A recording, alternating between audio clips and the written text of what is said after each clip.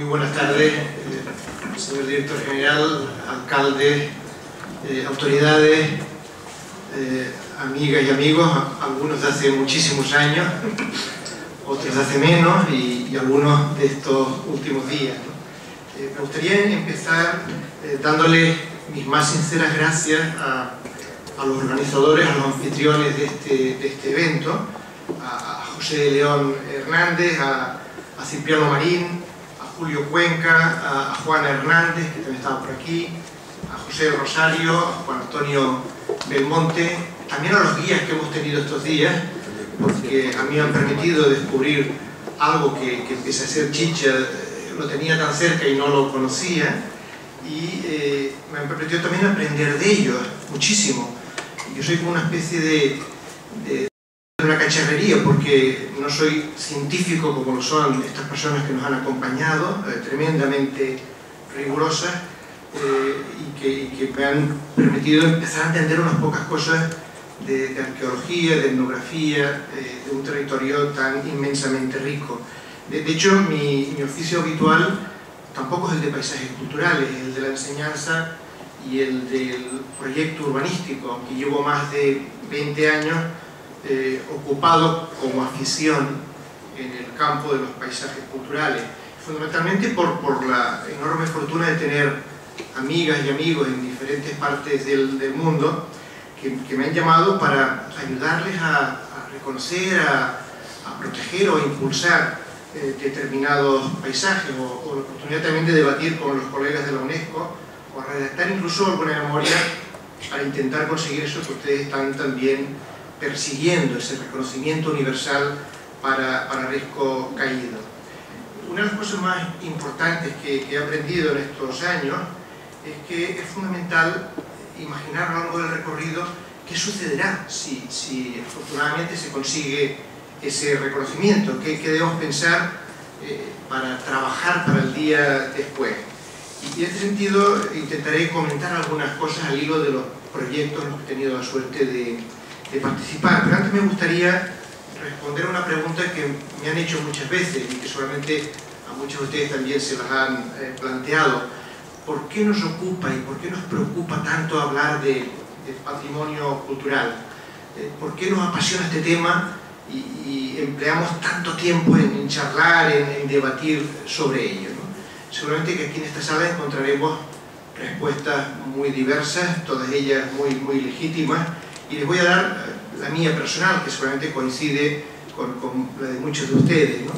Yo creo que mi formación, pero todavía más aún mi vocación como urbanista, me lleva a que mi interés no sea tanto el de preservar los elementos que forman parte de este legado riquísimo, de este patrimonio patrimonial.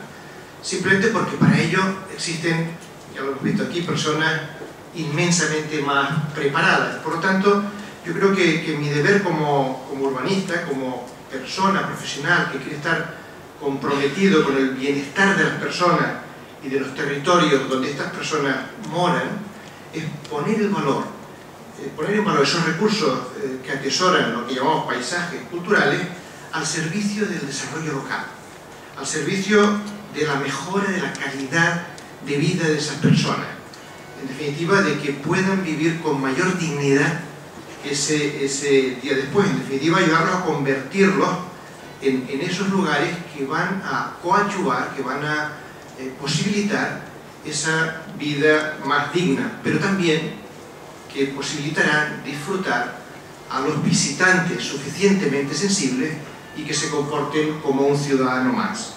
Claro, para conseguir eso, es sencillo de denunciarlo y difícil de conseguirlo, implica construir una determinada relación entre patrimonio y desarrollo local incluso. Seguramente todos imaginamos que hay una sinergia muy evidente entre recursos patrimoniales y desarrollo local, pero conviene pasar de una actitud meramente voluntarista, de que ya confía en que eso va a suceder, en imaginar cuáles serían las condiciones adecuadas para que eso de verdad suceda, ¿no? Todos hemos oído hablar de muchas y diferentes teorías del desarrollo local, ahora mismo se mencionaba alguna, Y en definitiva casi todas ellas nacieron de la crítica a un paradigma entonces dominante, donde el desarrollo supuestamente se medía con indicadores económicos, como acaba de criticar mi compañero Eduardo Falla, ¿no? Y precisamente para luchar contra esa interpretación tan banal fue que surgieron muchísimas alternativas críticas, ¿no? La propuesta integral de la CEPAL, o por mencionar alguna muy relevante, la del desarrollo humano o el desarrollo a escala humana de un grandísimo economista chileno, Manfred Max Neff. En el fondo, Manfred Max Neff lo que hace no es otra cosa que devolverle a la economía su responsabilidad básica, que es la de ser un instrumento al servicio de la sociedad, con íntima conexión entre política y cultura, entre ecología y sociología, entre psicología y antropología. En definitiva, el desarrollo a escala humana lo que hace es basarse en la satisfacción de las demandas más básicas de las personas, en la generación de niveles crecientes de autodependencia y en la articulación de los seres humanos con la naturaleza y con la tecnología. Bien, no voy a extender mucho en algo que seguramente muchos conocen y bastante mejor que yo, pero sí que me gustaría dedicar un momentito a distinguir tres interpretaciones posibles de ese supuesto desarrollo, ¿no? La primera es la que sigue siendo en muchas ocasiones dominante, la propia del pensamiento neoliberal, que en el fondo lo que pretende es decirnos que para que una economía local pueda progresar, debe potenciar su capacidad de integrarse en el mercado, de atraer inversiones. Dicho así, en plan muy sintético. Seguramente esa no es la que nos interesa. Seguramente como profesionales, al menos a mí me interesa más la segunda, que es la que nos diría que se trata de perseguir un proyecto integral para el territorio, de generar sinergias entre todos los que intervienen en el mismo, de conformar, ya nos lo ha dicho Eduardo también, un entorno innovador, integrador, de apoyar las capacidades del lugar, las capacidades endógenas, los recursos del lugar, en definitiva de fomentar esa identidad local. Solamente es lo que aspiramos todos los profesionales mínimamente sensibles, lo que aspiran sin duda los que han estado redactando estos documentos tan interesantes durante estos dos últimos años. Y la tercera, que a mí me parece más interesante todavía, pero que nos compete o nos afecta no tanto como profesionales, sino seguramente como ciudadanos, es la que nos diría que se trata de impulsar una economía alternativa y solidaria, de aspirar al desarrollo de la sociedad como un todo y de actuar desde lo local, desde las relaciones personales. Sea como sea, lo que me parece es que resulta estratégico apoyar en estas circunstancias cualquier tipo de proceso de desarrollo local que genere actividad productiva, que genere eso que algunos economistas denominan empleos genuinos, no los que estamos viendo que aparecen y se publicitan tanto ahora, sentimientos de identidad, de pertenencia a la comunidad, de su participación activa. De hecho, en muy pocos años hemos pasado de considerar el patrimonio como una fuente de gasto, de algo que había que hacer, pero que era un pozo profundo, a empezar a darnos cuenta que puede llegar a ser un ingrediente de iniciativas de reimpulso económico, o socioeconómico, mejor dicho. El patrimonio es hoy en día la base de muchas actividades turísticas con aspectos positivos. El primero y fundamental, desde mi punto de vista, el reforzar la autoestima de la población y la formación de capital social de ese territorio. Pero no todo contribuye al desarrollo local. El patrimonio no siempre se pone en valor y favorece ni su autenticidad ni ese desarrollo local. Y por tanto, cabría preguntarse qué sería imprescindible para que eso sí sucediera. En una investigación que ahora es bastante vieja, que hicimos hace casi 20 años con los amigos del MIT, el reto que nos planteamos es intentar descubrir, aprender de una suma de muchos ejemplos en todo el mundo de aquellos que habían resultado positivos, interesantes, podríamos decir exitosos. Y del estudio de todos esos casos, lo que hicimos fue aprender una serie de lecciones. La primera es que en cada territorio convenía identificar aquello que resulta valioso para su sociedad, incluso aquello que su sociedad quiere mostrar. Hay cosas que no quieren mostrar y por lo tanto hay que ser respetuoso, me parece, con esa afirmación, ¿no? La segunda sería que el patrimonio se debe valorizar, sí, pero intentando evitar su capacidad de cambio. No hace falta insistir en eso, lo ha hecho Pepe de manera, me parece, clarísima, ¿no? Intentando evitar que afecte su autenticidad, su integridad, en definitiva.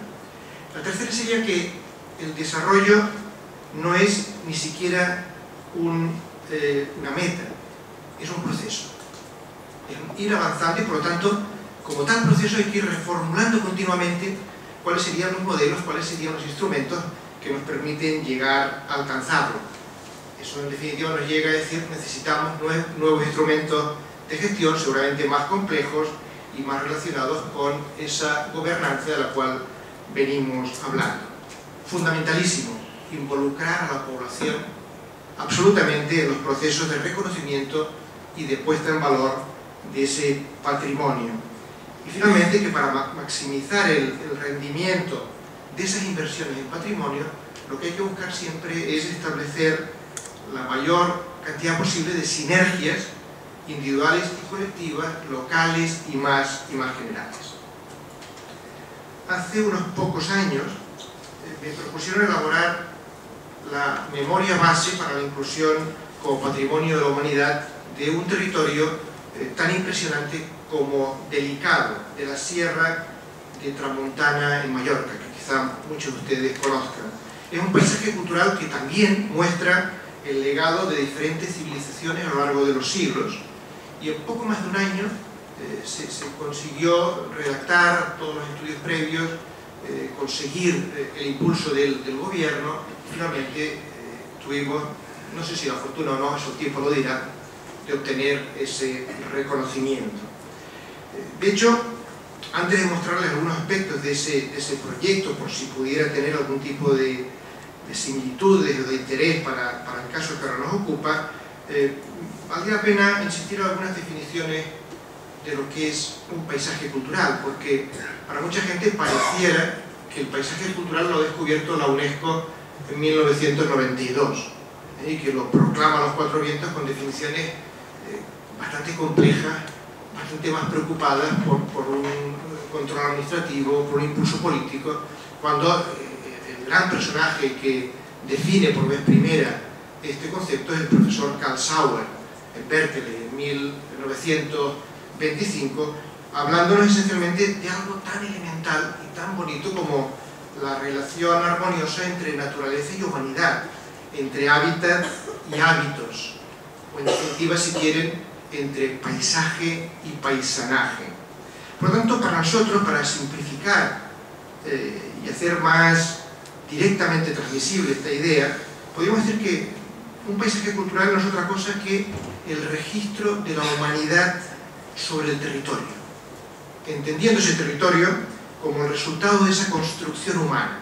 Eso es Risco Caído, eso es la Sierra de Tramontana. En el caso de la Sierra de Tramontana, en definitiva, no es otra cosa que despedregar un territorio tremendamente agreste e improductivo, utilizando de forma muy sensible la piedra del propio lugar, sacándola del lugar para empezar construyendo con ella una técnica que sigue perviviendo hoy en día, la de aparejarla en seco.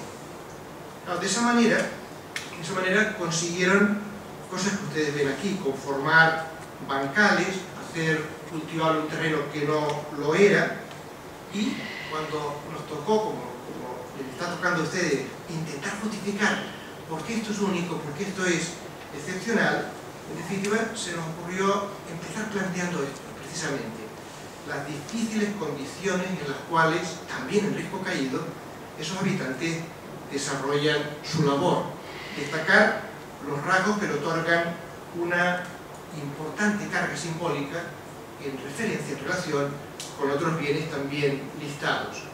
Para que quien no la conozca, en la Sierra de Tramontana podemos mostrar cómo se construyen pozos, fuentes de minas, casas de nieve, molinos, aljibes, almazaras, carboneras, hornos de cal, cuevos o cabañas, tampoco tan distante de lo que se hace en risco caído, con ese mismo material del lugar, y al mismo tiempo se encauza el recorrido del agua, de alguna manera empedrando los márgenes, aquí lo vemos en la fotografía superior a la izquierda, los márgenes de torrentes, o construyendo canales, acequias, norias y acueductos. Pero también se facilita el movimiento de las personas a través de estos caminos de piedra, paredes, escaleras, rampas, luces de término, puentes y varaderos. Y también para la defensa de un territorio tremendamente asediado durante muchos siglos, se construyen atalayas, lo que allí se denominan los castillos roqueros, hechos de roca, pero también torres y faros, y para el disfrute del territorio, del paisaje, miradores, fuentes o pequeños monumentos como estos que vemos aquí, desde cada uno de los cuales se puede visibilizar el siguiente, llegar al otro y ver también el más inmediato. Por lo tanto, decíamos, explicándolo y dibujándolo, porque es fundamental transmitirlo de la manera más pedagógica posible, aquí ven los dibujos que hay en la parte inferior, que esto permite construir un paisaje único, un paisaje excepcional, por el esfuerzo durante siglos de sus habitantes, que conjugan unas condiciones naturales singulares, dificilísimas, y unos usos respetuosos con el territorio, tremendamente respetuosos con el territorio, con un claro hilo conductor.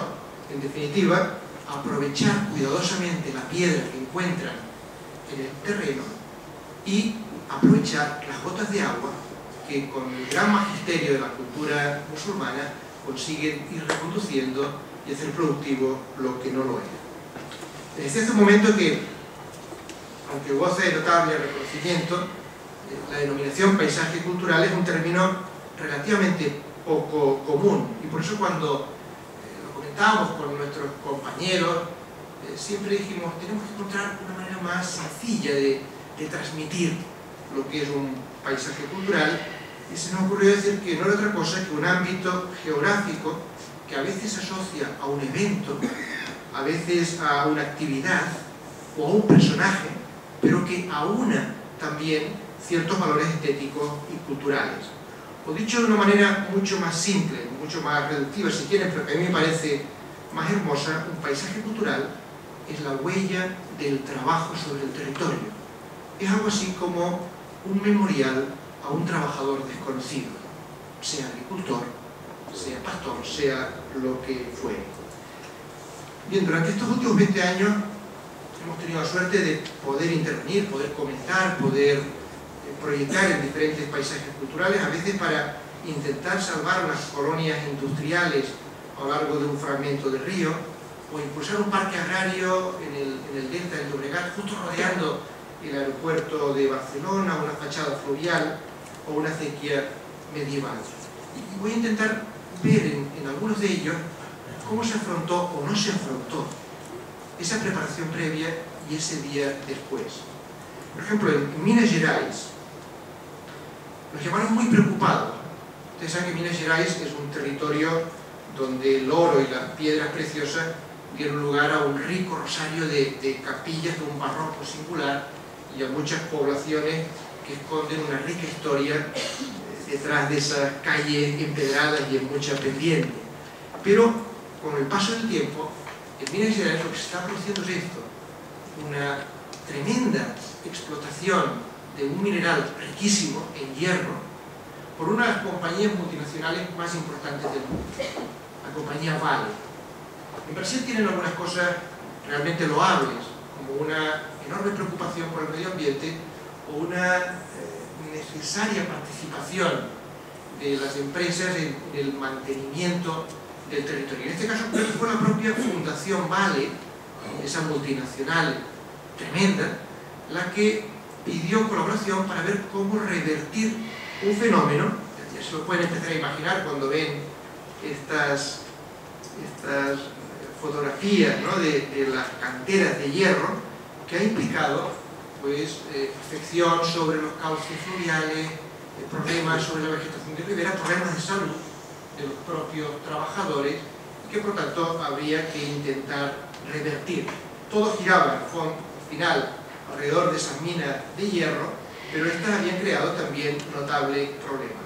Se trató de convencer a la población, a la fundación, de que debía devolver a la tierra y a sus gentes algo que extraía de la entraña de esas tierras. En el fondo, decirles una cosa tan elemental como: si usted cuida el territorio, si usted cuida, forma, capacita, como se pretende hacer también en el Risco Caído, esa población, esos trabajadores trabajarán mejor y usted ganará más. Así de simple. Así de simple, para conseguir que esa empresa, a la cual, bueno, unos cuantos millones de euros le hacen cosquillas, invirtiera precisamente con este lema: a Mineração bien vale un patrimonio, bien vale, jugando con el nombre de la compañía, sobre la recuperación de las pequeñas ciudades, de la vegetación y del agua. También a todo lo pasado, es decir, una vez conseguida la nominación como Patrimonio de la Humanidad, nos llamaron desde la Quebrada Humahuaca, que es un territorio espectacular desde el punto de vista geográfico y geológico, pero también, digamos, con unos valores impresionantes arqueológicos, etnográficos, etc. Y nos llamaron porque estaban realmente preocupados por un impacto, según ellos, desmedido del turismo. Las páginas web estaban llenas de denuncias a esos gringos que vienen a quitarnos los terrenos que no teníamos ni siquiera escriturados. Cuando uno ve sobre el terreno, sí, es preocupante, pero estamos hablando de 4 pousadas.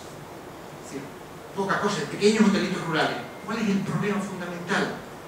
Que los propietarios de esos hoteles rurales son un señor de Buenos Aires, un señor francés y 2 señores alemanes. Es decir, que no está revirtiendo en la población local.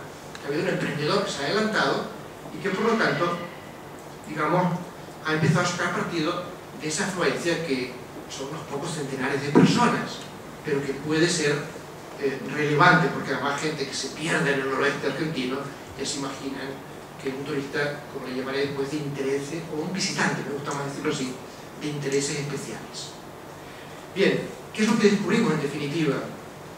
Que la Quebrada Humahuaca se había promocionado sin un proyecto. Sin un proyecto en el sentido más amplio de la palabra proyecto. No me estoy refiriendo a un proyecto arquitectónico o un plano urbanístico, no solo, sino sin ese proyecto de qué quiero llegar a ser, qué quiero conseguir de unas visitas que por lo general eran tremendamente respetuosas. Y se trató en definitiva de darle la vuelta a la situación, de intentar construir colectivamente ese proyecto ilusionante, ampliamente compartido y lo más atento posible a la identidad de ese territorio. Otra participación que nos resultó tremendamente grata es la que llevamos todavía bastantes años haciendo con un profesor, un querido amigo chileno, que se trata de estudiar los vestigios culturales en la Patagonia, en la Tierra del Fuego, allí donde esos Andes majestuosos se han ido deshaciendo, casi como el azúcar en la taza de un café, ¿verdad? Y al final solo quedan muchísimas islas, muchísimas, una de las cuales, la mayor de todas, inmensa, y digamos, parte de Argentina y parte de Chile, es el último confín del mundo, tan cortada del continente de cuajo por ese estrecho de Magallanes tan conocido. Bien, ahí acudimos y descubrimos cosas tremendamente estimulantes. Primera, se trata de un paisaje cultural extremo, no solo extremo por la temperatura, por estar al final del mundo conocido, por la duración del día o de la noche, sino porque un visitante no preparado, el que va por primera vez, lo único que descubre es un vacío infinito, que ya es un gran valor hoy en día. O sea, no encontrar nada, no percibir prácticamente huellas en ese territorio. Es extremo por el clima singular, por la geografía rotunda, por su situación en el confín de la tierra firme, por la percepción que podemos apreciar en la imagen de inmensidad absoluta que supuso esa atracción de viajeros de allende los mares que querían descubrir esa tierra incógnita, que querían cerrar el recorrido alrededor del mundo. Pero enseguida, y acompañados evidentemente de muy buenos profesionales, lo que descubrimos es que ese aparente vacío lo que contenía era la superposición de muchísimas culturas. Algunas, como allí se tiende a decir, de los habitantes originarios, aborígenes si quieren, otra de los naturalistas, de los exploradores, de los cartógrafos, de los ganaderos, de los buscadores de oro, o incluso de los buscadores de oro negro hoy en día, que son los que buscan petróleo. Y, en definitiva, nuestro trabajo, el trabajo que nos pidió el gobierno para adelantarse al posible turismo que podría llegar, para adelantarse a ese posible efecto llamada de ese confín de la Tierra, fue intentar promocionar la construcción de una serie de narraciones, intentar explicar cómo había sido ese territorio, qué contenía de enorme riqueza, desvelar esa historia que atesoran, para intentar que un territorio que atrajo la atención de viajeros y de estudiosos ilustres siglos atrás, volviera a atraer estudiosos y viajeros en estos momentos. En definitiva, mostrar las huellas que la nieve, el viento y el paso del tiempo ha ido empeñándose en borrar al servicio del desarrollo local. Por ejemplo, explicar cómo se las apañaban los Onas o los Selknam para sobrevivir, y aquí los vemos sobre un manto de nieve, sobre blancos de nieve, cubiertos apenas con artísticos tatuajes, en una fotografía maravillosa del etnólogo alemán Martin Bussini. Por lo tanto, una narración que pusiera en valor los escasos vestigios, escasísimos vestigios físicos que habían quedado para construir ciertos recorridos. Otra narración pues, podía ser la que se refiere a la epopeya de los exploradores, de los navegantes, de los cartógrafos que intentaron seguir ese estrecho de Magallanes, y donde lo que encontramos en definitiva son varaderos, puertos naturales, pero sobre todo esqueletos de barcos, estos pecios de esos aventureros que se lanzaron a la mar y que no llegaron en definitiva a su destino. ¿Qué hicimos para ellos? Seguir los relatos de los libros de viaje, seguir los dibujos de los cartógrafos para volver a dibujar un mundo en ese confín del universo. Siguiente narración fue explicar los primeros asentamientos fijos sobre el territorio de los buscadores de oro. Y por lo tanto, aquellos que iban al far south, al lejano sur, para intentar empezar a extraer su riqueza a base de encontrar simplemente dónde lavaban, qué chorrillos, dónde quedaban algunos pequeños vestigios de esa operación. Solamente la más impactante es la de los ganaderos, los estancieros, que eran señores solos que venían de Santiago de Chile por lo general y que se establecían con su ganado en ese territorio. No con 20 o 200 ovejas, ¿no? Que parece que debe ser la capacidad que tienen estos momentos ricos caídos, sino del orden de 100.000, 200.000 ovejas. La cabaña que tiene cada uno de estos estancieros. Cuando uno le pregunta, pero oiga, ¿y entonces usted cómo les da de comer? Directamente del campo, ellos van directamente. ¿Y usted qué superficie tiene? Y te contesta algo así como, obvio, 100.000 hectáreas. No, pero lo interesante que era, cómo vivían, qué construcciones hicieron, cuál fue, en definitiva, la huella que dejaron sobre ese territorio, o la que nos explicaron los exploradores, que pasa el interés del mar del difícil reto de cruzar el estrecho a doblar el cabo, a conocer el territorio, a conocer los moradores de este territorio y a coronar sus cumbres. Y aquí nos encontramos con personajes espectaculares, evidentemente el más conocido Darwin, pero no voy a hablar de él, sino Furlong o de Agostini, que son estudiosos de diversos países, como aquí también llegaron en los siglos XVIII y XIX a Canarias, y que nos han dejado un legado impresionante que se puede recuperar.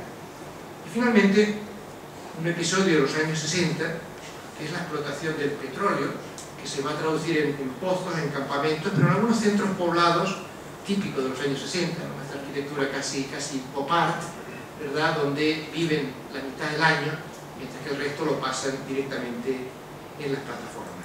Bien, para todo ello, con este lema, entre dos océanos, descubre tu tierra el fuego, ¿qué es lo que se pretendía? poner en valor una serie de caminos de tierra con distintas temáticas, con recorridos cortos y entrelazados para diferentes intereses, para repartir sobre todo el territorio y evitar una carga excesiva en algún punto, y en cada uno de esos recorridos hacer un esfuerzo de interpretación, en ocasiones poner un pequeño centro para explicarlo, o al menos unos paneles interpretativos. Claro, ¿quién puede hacer eso? No vendrá un operador, ¿verdad?, de la TUI, vendrán los habitantes del lugar, que son los que van a estar encargados, ¿no? En definitiva, ayudar a comprender el considerable patrimonio acumulado sobre este territorio, y pasa por el esfuerzo de redibujar, reconstruir esas narraciones y ofrecer diferentes rutas, ¿no? Cuando uno tiene un territorio tan rico en paisajes culturales, uno puede basar su puesta en valor en narraciones, en itinerarios diferentes, lineales, que hagan como un buen menú. O sea, uno puede ir a un lugar donde haya solo el menú del día, o puede ir a un restaurante muy interesante donde le ofrezcan diversas combinaciones posibles de diferentes guisos y pucheros, y que por lo tanto se trataba de imitar esto. Y decir, mire usted, va a venir a Tierra del Fuego, cuando venga, gente muy singular, evidentemente, va a poder hacer el menú culturas. Era la ruta de los Etnan, el territorio de Caizufó, la ruta de la Quimera del Oro, la de las estancias, la del petróleo. Usted se decanta más por el menú naturaleza, la ruta de los humedales, el avistamiento de aves, o los notarolistas, etc. O usted le preocupa más la historia, y haríamos la ruta de Darwin, o la de Thomas Bridge, el primero que colonizó Tierra del Fuego, o la de Businde, un magnífico antropólogo que escribió un libro precioso que se llama El cazador de sombras. Estos recorridos, lo interesante es que no los propusimos el equipo, sino la población. Es decir, nacieron también de aquello que querían poner en valor, en reuniones con, directamente en Punta Arenas, ¿no?, con los habitantes del lugar. Y para acabarlos dibujando y para hacer más repartido ese recorrido, les sugerimos que se inventara un pasaporte cultural. Un pasaporte donde, la invitación de pasaporte, evidentemente, de la República, en este caso desde Chile, donde el visitante iría a cada uno de los recorridos y le sellarían en su centro de interpretación cuando ya lo hubiera realizado, hubiera seguido el estrecho de Magallanes, hubiera visitado una de las pocas cuevas que quedan, hubiera descubierto el territorio que explicó Thomas Bridge o Agostini, se hubiera entrevistado con los estancieros y conocido su actividad, o conociera también cómo es una ciudad del petróleo construida hace medio siglo en el sur del mundo conocido, ¿no? Antes se comentaba, ¿queremos atraer muchos turistas o estos turistas? Evidentemente no. Evidentemente está en la base de este proyecto y el de Risco Caído el no intentar atraer un gran número de visitantes, no intentar atraer esos turistas de supuestamente un alto valor adquisitivo que van a demandar hoteles singulares, nuevas construcciones, que van a tener o pedir muchas comodidades, sino justamente todo lo contrario, porque eso otro, ya lo ven aquí, esto no es un fotomontaje, esto es real como la vida misma, eso acaba desvirtuando tantos paisajes, en definitiva, afectando marcos sociales de convivencia. ¿Qué tipo de visitantes le interesaría en Risco Caído? Los que ya hay, los que ya acuden ahí, los que se pasarán 10 horas enteras para ver si consiguen avistar un ave muy singular, o aquellos otros que estarán dispuestos a sufrir la soledad, el infinito, el vacío, las incomodidades, a los que renunciarán a aquel crucero para compartir una buena jornada con un estanciero, para disfrutar de una ceremonia de esquila, de un buen asado, para compartir las tareas de recuperación de un bosque de lengas afectado por ese afán, digamos, constructivo, destructivo de los castores, o, en definitiva, para revivir esas labores de los primeros buscadores de oro, de los aventureros que dejaron sus pecios a lo largo del estrecho, y donde cada una de esas experiencias, recorriendo las diferentes rutas, y eso es muy importante, requiere de guías, requiere de conocedores del lugar, requiere de alimento, de sustento, quizá también de alojamiento, que solo se puede, o que se propone que solo se pueda lograr precisamente desde esos recursos locales. Por lo tanto, convertir también a esa población en aquellos turoperadores individuales, guías, gente que acojan a esos visitantes que me gusta llamarlos de intereses especiales. Algo similar hemos propuesto en otros lugares, por ejemplo, algo de un río, el Llobregat, en la provincia de Barcelona. Decidía potenciar el desarrollo de un territorio que lo fue mucho, un territorio industrial, pero que en un momento determinado cayó en un cierto declive, fomentando un cierto turismo cultural, turismo respetuoso con esos valores y fundamentalmente reforzando la autoestima de los residentes.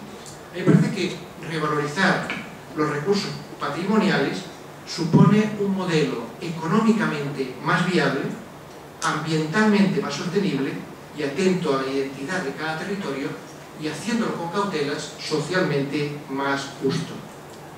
Hoy en día ya hay 4 de esos parques que se propusieron en su momento: el del carbón, el de las 14 colonias industriales, el de una acequia medieval y el parque agrario del Baix Llobregat, que son los primeros frutos de un proceso que todavía está en curso, pero que posibilitan el poco a poco empezar a reactivar una cuenca fluvial.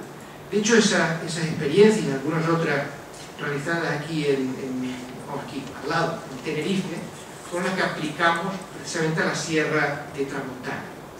Habíamos aprendido una cosa que nos parecía importante: todo paisaje cultural, es decir, todo territorio muy rico en recursos, es por ello mismo extremadamente frágil. Y hay que cuidarlo de la manera más tremenda posible. Y precisa fundamentalmente de un proyecto. De ese proyecto compartido hacia el cual todos, como se está haciendo ahora, vayan remando al mismo tiempo. Un proyecto como un modelo ilusionante hacia el que tender, como un conjunto de objetivos consensuados con la población en los que todos participen, porque en definitiva todos pueden llegar a ganar. Y lo que le planteamos al Consejo Insular, que era como el Cabildo en este caso, la entidad que lo empezó impulsando, fue: necesitamos construir ese proyecto antes incluso de que ustedes consigan esa nominación.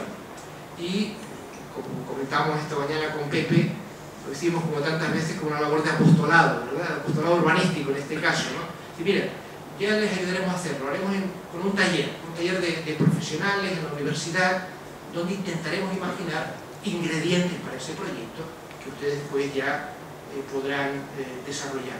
Y lo hicimos planteando una serie de capas de lectura, de intervención y de regulación. 3 capas fundamentalmente. Una que nos hablaría de las diferentes identidades en ese amplio territorio, de la forma del territorio. Una segunda que nos hablaría de qué tipo de movilidad interesa en ese ámbito. Y una tercera de cuáles serían los patrones a partir de los cuales ese territorio puede seguirse construyendo, puede seguir evolucionando, debe seguir evolucionando. Y, por tanto, en la primera capa acabamos concluyendo con una serie de áreas homogéneas, donde las reglas tenían que ser diferentes, no se podía tender a igualar todo, o un conjunto de espacios libres territoriales. En la segunda capa, lo que propusimos fue un nuevo tipo de movilidad que evitara que esas carreteras o esos caminos acabaran siendo absolutamente asediados por la circulación o por las personas. Por lo tanto, puntos donde cambiar el sistema de transporte, donde pasar de coches individuales a una pequeña guagua, donde dejar lo que fuera y empezar a andar o coger una bicicleta. En la tercera capa, lo que intentamos fue dibujar y dibujar y dibujar cómo eran los patrones agrícolas de ese territorio, para decir, se tendrá que seguir construyendo a partir de esos patrones, de esa identidad, con materiales modernos, con construcciones modernas, pero reconociendo cuál es esa identidad. Eso siempre me lo recuerda un maestro que yo tuve, que me decía algo así como: calcando, se va proyectando. Se trata de, para intervenir, calcar, conocer, profundizar en cómo son los territorios antes de proponerlos. Lo acompañamos finalmente de algo parecido a lo que se había planteado en Chile, que era un conjunto de itinerarios narrativos para explicar el territorio y poner en valor las diferentes unidades, algunas de producción agrícola, sobre todo también para evitar esa colmatación de determinados lugares, los más atractivos, y repartir a esos visitantes por el conjunto del territorio y que por lo tanto se pudiera beneficiar de su visita múltiples operadores locales.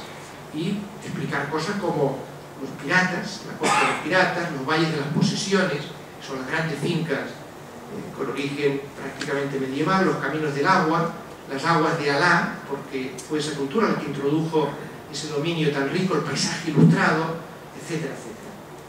En definitiva, todas estas intervenciones que se planteaban, o esa idea de proyecto, lo que hacían era situar el paisaje en su más amplio sentido, su más amplia acepción natural y cultural, pero no como resultado acabado. Y eso me parece fundamental. Ayer, con varios alcaldes y responsables municipales, debatíamos una de las cosas que preocupa más. Ese tipo de intervenciones ha de suponer nuevas limitaciones, puede suponer la posibilidad de encauzar, modernizar y mejorar las cosas que se pueden hacer sobre el territorio. Con el conjunto de amigos con los que solemos trabajar estas intervenciones siempre defendemos un lema, que es el siguiente: la preservación se consigue con la transformación, evitando posiciones exclusivamente conservacionistas. Vean ustedes lo que le dice Asterix con esta inteligencia popular a su amigo Obelix. Fíjense cómo estos romanos están destruyendo una vez más el paisaje, el Pont du Gard, patrimonio de la humanidad. El paisaje va evolucionando y tenemos que ser capaces de proponer de manera adaptativa en esos paisajes. Se trata de potenciar los recursos culturales y naturales y repercutir los beneficios en los residentes. Solamente la experiencia que poco a poco se va acumulando, aunque no sea tan extensa, ya permite depurar algunos modelos y técnicas de intervención, permite ver ventajas e inconvenientes de diferentes aproximaciones, pero nos permite sobre todo valorar la importancia de respetar la identidad de cada territorio. Y vuelvo al inicio para cerrar. Seguramente el trabajo de valorización del legado patrimonial puede ser la más importante de nuestras preocupaciones, pero además nuestro deber como profesionales comprometidos con el bienestar de las personas y de los territorios donde esas personas moran es poner en servicio o en valor esos recursos precisamente para mejorar esa calidad de vida, para ayudar a impulsar ese desarrollo local.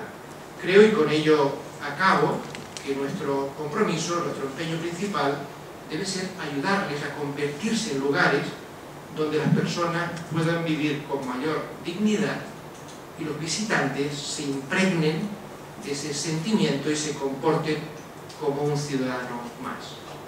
Muchísimas gracias por su atención.